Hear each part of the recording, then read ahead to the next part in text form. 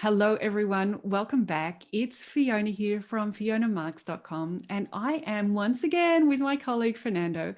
And we've been having a great conversation about both of our journeys into astrology.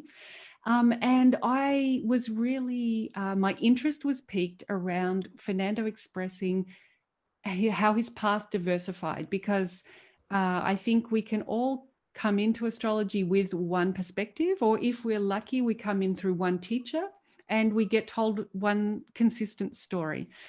But then there's a maturation process that happens for us all in life as we begin to look around and look a little bit off the sides of the path and discover that there might be actually some really useful things there as well. So Fernando, you touched on it last time, but tell us, how did you begin to diversify your understanding of different astrologies?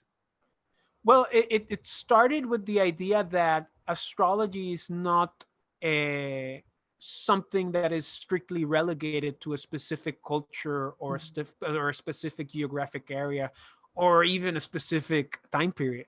It's As fascinating, isn't Yeah, it? Because one of the weaknesses of astrology is perhaps that there's no board of regulation or certified of something.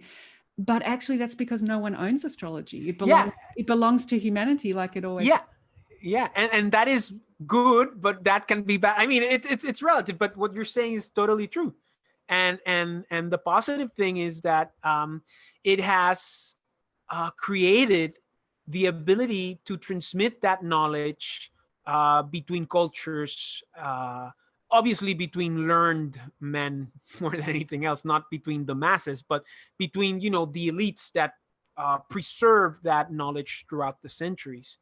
And in a way, astrology is not relegated to any specific school, because in the end there's only one sun, there's only one moon, there's only one Mars, there's only one ecliptic, one zodiacal belt, that and so on. And And one Yeah, Earth, where we're all yeah, looking up at the same yeah, sky. Yeah. yeah, correct. And I wanted to learn traditional astrology, and I thought when I started that Jyotisha was the only traditional astrology, and that other astrologies were just um, tergiversations. No, that's not a word in English. They were just bad copies of Okay. the original Indian. Okay. Uh, And where did that thought come from for you? Where did that thought that I want to do traditional? Is that like a belief that you have?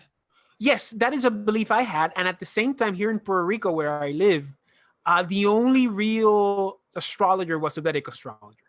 Yeah. So my exposition to astrology was first through Vedic astrology, which is something that people don't believe Imagine. so much, because Yeah. usually I've never worked with Uranus, I've never worked with Neptune, I've never worked with Pluto. Although Vedic astrologers sometimes incorporate them more than other traditional astrologers from other contexts.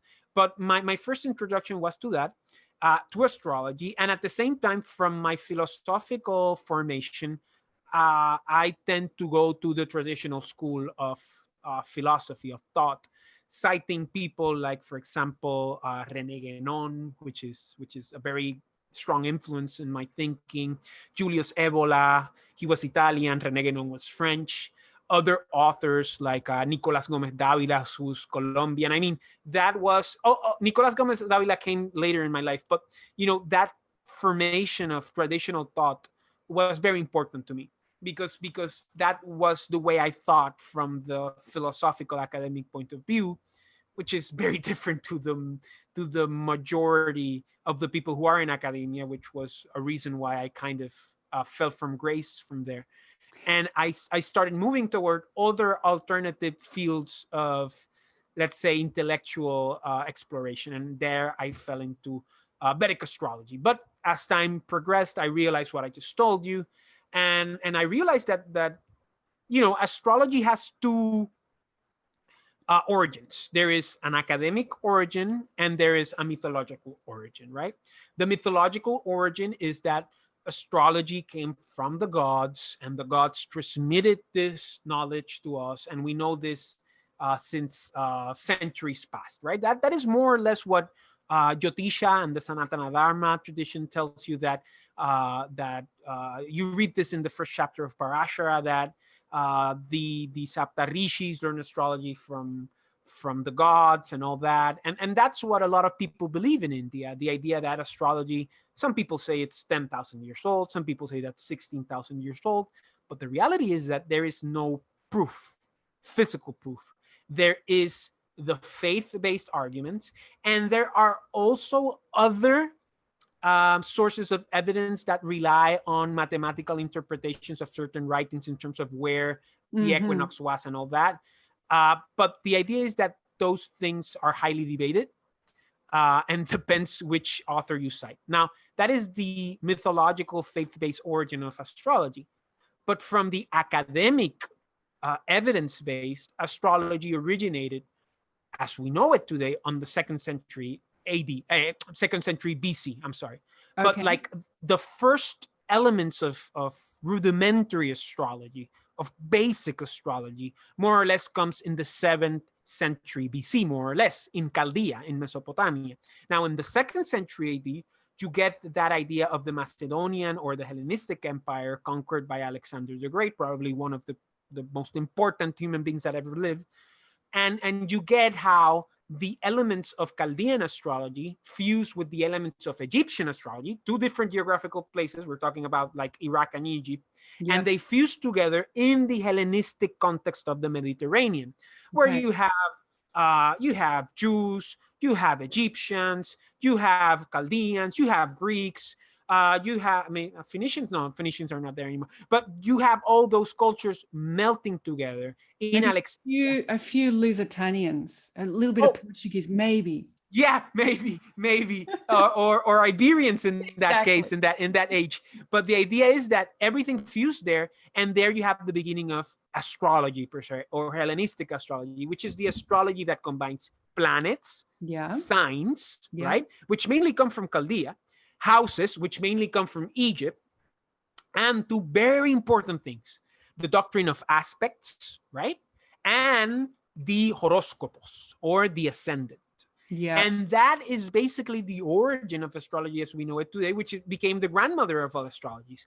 And that astrology just moved all throughout the world. It then went to the Middle East, or well, it was in the Middle East, it was in the Levant, but later on, when the Hellenistic and the Roman Empire fell, it went to the Muslim world. Where the idea is that before that, it came into India, and then it fused with the autonomous, no, that's not the word, the autochthonous, the original, um the local astrological elements of the nakshatras, of different doctrines related to the luminaries. And there you have the beginning of what Jyotish would become, specifically after the second century AD. So you Okay. see that even though India is really old, but it's very syncretistic, it's very heterogeneous, the idea of Jyotisha came in, academically speaking, after the second century AD. So you see this, how astrology more or less came to be. And that's how, for me, the idea of, wait a minute, there's a lot more things that just this uh, strict Jyotish perspective that everything came from India. Not everything came from India. Some things came from India. Not everything came from the Mediterranean, but some things came from the Mediterranean. And it was that process of bringing things together and understanding them. And as I told you before, Jyotish and astrology per se is very interdisciplinary, because you can Yes. have people coming in from the arts, people coming in from religious backgrounds like Vaishnavas and Brahmacharyas who practice Jyotisha, or even monks, or the Kuria that practice astrology in medieval and Renaissance Europe. But you can have people coming in from like computing, from Yes. astronomy, right? The people who Yes. make the programs, astronomy, or Yes. people who come from history. Like Yep. astrology today is dealt with in academia, but it's dealt through the history of science, or it is dealt through the history of languages, of classical languages like philology. So it is that process where you start seeing, wow, this is a much bigger place than just practicing Jyotish, or the other side of the coin, which which would allude to people who come into astrology through modern astrology. The idea that there's only modern astrology. No, there's not only modern astrology, there's not only Jyotisha. There is a tradition, a science, and an art that has developed and has expressed and evolved itself through different locations, different geographical situations, through different cultures and um, different epochs, different time periods. And now here with the internet, for the first time, we have so much information available to us, and the only thing we have to do is we have to put the pieces together. And and, That's and I right. believe and I believe that right now, to finish this part, we are living in a truly new astrological renaissance where all this knowledge from ancient lore is coming in and it's being shared through the internet, and we are reconstructing for the first time in a long time the real traditional astrology, mixing Hellenistic things with Indian things, with Perso-Arab Islamic things, and medieval and Renaissance European things, to find out that there is an essence within this ancient tradition. It's fascinating, and it feels like we're at a time when we can take that big inclusive view. So is it your perspective that we're on the road to reuniting these insights, and that we will be finding the essence or the truth of the best parts of these astrologies that have gotten culturalized, but that the core, yeah. So do you feel like we're on a reunification journey? Oh yeah, sure. And you see this because Jyotish didn't become famous globally until after the Second World War, after in the post-war, specifically with the 60s. But it started with strength with the 70s and 80s. So you have that new development. At the same time, we've had new translation projects, Project Yes. Hindsight, of ancient Greek astrological texts that, interestingly, were recompiled during the 19th and 20th century, but they were recompiled in order to see the day-to-day reality of the culture of ancient Greek and Roman society, but they weren't used for astrological interpretations. Now, for the first Yes. time, those texts are being used by astrologers, and that Yes. was from the 90s on. And at the Yes. same time, we have this internet revolution. So we have all these things coming together, and people are realizing that ancient, now with all these things that I told you about, that ancient Hellenistic doctrines are seen in Jyotish texts. And there are a lot of things in Jyotish texts that people are realizing, wait, why don't we do this the way the Indians do? Like, for example, full sign house systems, Yes. the full house size, the full house the full sign house system, I'm sorry, the full house sign system, which the Indians used, Yeah. was used in ancient times, and that is very useful to prevent that endless debate about what is the correct house system that is very problematic Exactly. Takes in up Western modern. energy away Yes, from actually the value that could be there. Okay, so correct. we should wrap this up because Yeah. actually we're both supposed to be in another meeting in like a minute, but I want to, because you've already alluded to that we had a big conversation before this. As we can see with what's happening with astrology, this internet ability to bring all of this together, that we can put these puzzle pieces back and find some core power, the pure power, the insights that are there in astrology.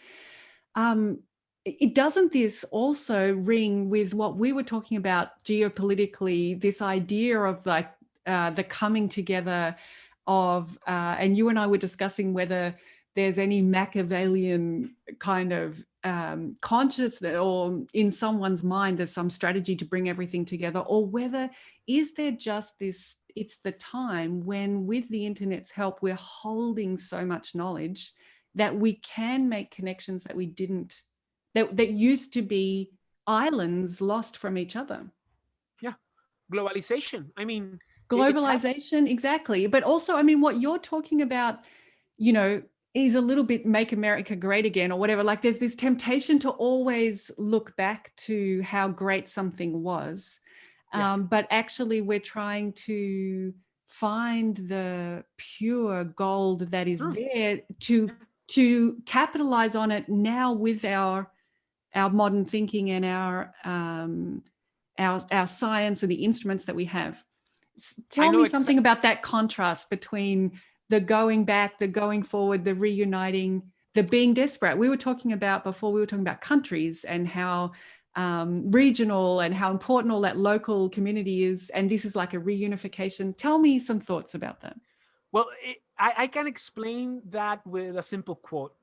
And that is, you're referring to the essence. That would be the fire. So you have to keep the fire alive. You have to praise the fire. The error is in praising the pedestal. You cannot praise the pedestal. You cannot praise the ashes. You have to praise the fire and take that fire and keep it alive. And that's what I can tell you in terms of the traditional perspective. You have to keep that fire alive, and you have to realize that that fire is timeless. And that is what we have to keep in mind in this modern time, right? All this technological progress, all this advancements, which are unquestionable, without a doubt, are secondarily to the essence of human nature. That is why the house significations have never changed and will never change to a certain degree, because in the end, we always have a father and a mother. We always have a profession and a private life. We always have short travels, long travels. We always have an education. We always have obstacles. That does not change and will never change. And if it changes, it will just be partial change.